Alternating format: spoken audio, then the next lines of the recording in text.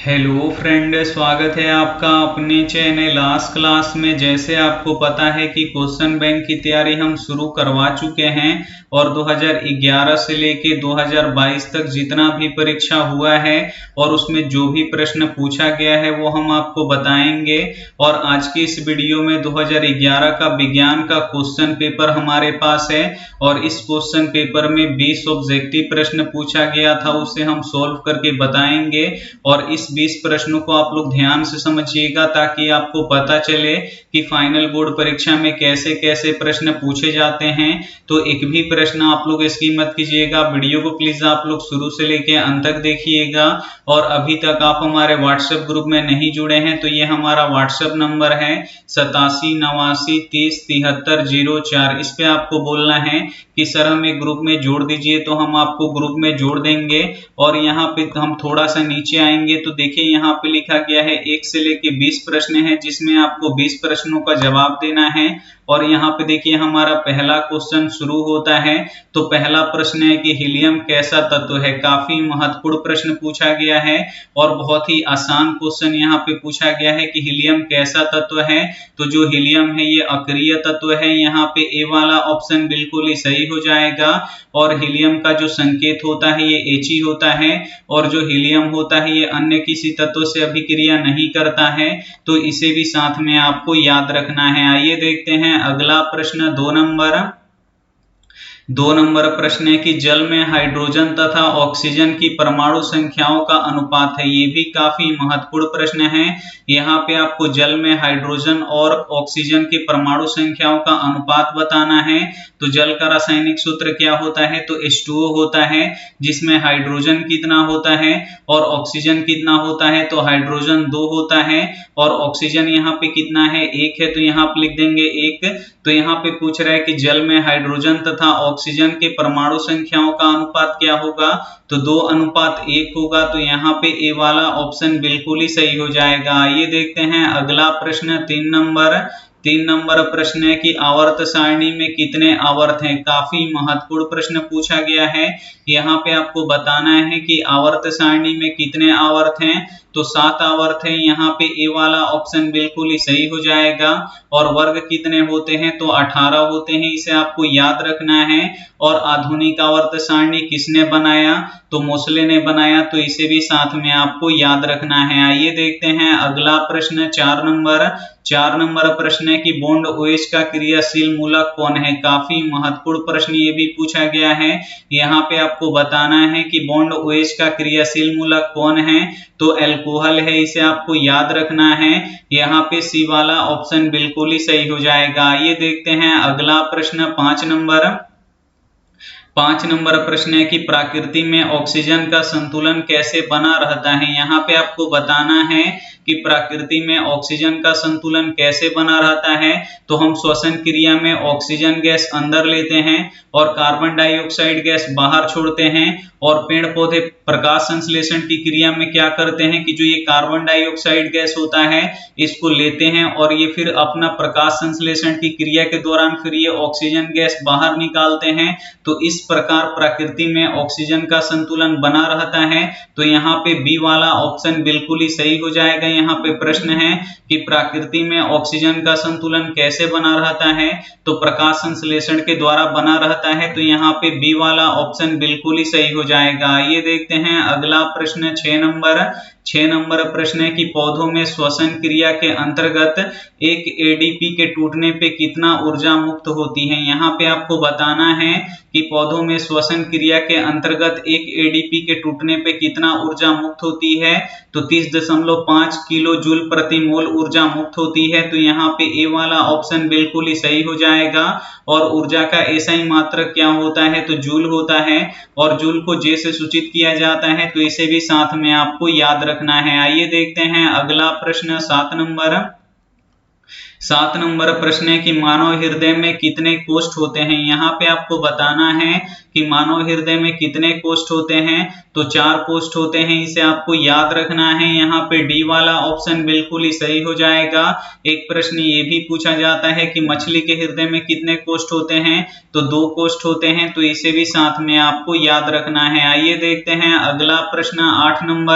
8 number प्रश्न है कि मानव हृदय का औसत प्रांकुंचन दाब कितना होता है। यहाँ पे आपको बताना है कि मानव हृदय का औसत प्रांकुंचन दाब कितना होता है। तो 120 mmHg होता है, इसे आपको याद रखना है। यहाँ पे ए वाला ऑप्शन बिल्कुल ही सही हो जाएगा। एक प्रश्न ये भी पूछा जाता है कि अनुशीतलन दाब कितना होता है। तो अनुशीतलन दाब 80 mmHg होता है, तो इसे भी साथ में आपको याद रखना है। आइए देखते हैं अगला प्रश्न 9 नंबर प्रश्न है कि पौधों में वातोत्सर्जन किस भाग में होता है। काफी महत्वपूर्ण प्रश्न है ये आपके बोर्ड परीक्षा के लिए। यहाँ पे आपको बताना है कि पौधों में वातोत्सर्जन किस भाग में होता है। तो पत्तियों में होता है, इसे आपको याद रखना है। यहाँ पे सी वाला ऑप्शन बिल्कुल ही सही हो जाएगा।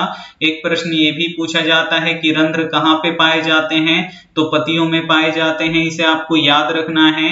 और पेड़ पौधों की पत्तियां हरा किसके कारण से दिखाई देते हैं।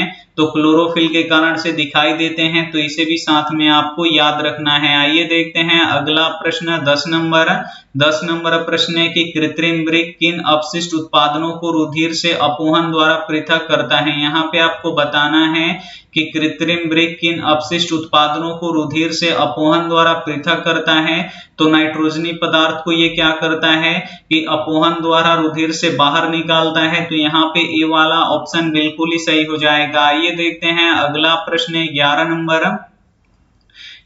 नंबर प्रश्न है कि हाइड्रा में प्रजनन किस विधि से होता है। काफी महत्वपूर्ण प्रश्न है यह आपकी बोर्ड परीक्षा के लिए। यहाँ पे आपको बताना है कि हाइड्रा में प्रजनन किस विधि से होता है। तो मुकुलन विधि से होता है। यहाँ पे बी वाला ऑप्शन बिल्कुल ही सही हो जाएगा। एक प्रश्न ये भी पूछा जाता है कि द्विखंडन किस में होता है। तो अमीबा में द्विखंडन होता है, इसे आपको याद रखना है। और जो अमीबा होता है ये एक कोशिकीय जीव होता है, तो इसे भी साथ में आपको याद रखना है। आइए देखते हैं अगला प्रश्न 12 नंबर प्रश्न है कि किसी माध्यम के अपवर्तनांक का मान होता है। यहाँ पे आपको बताना है कि किसी माध्यम के अपवर्तनांक का मान क्या होता है।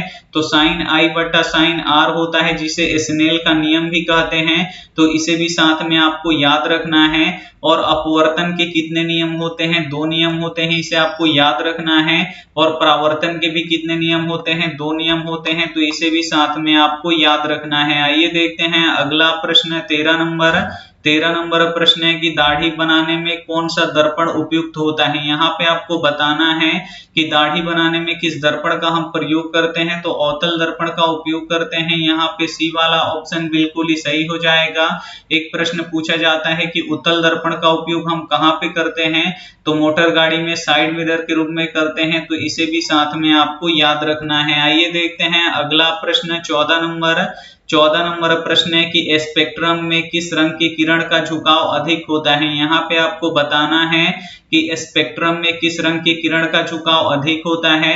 तो बैंगनी रंग की किरण का झुकाव अधिक होता है। यहाँ पे डी वाला ऑप्शन बिल्कुल ही सही हो जाएगा।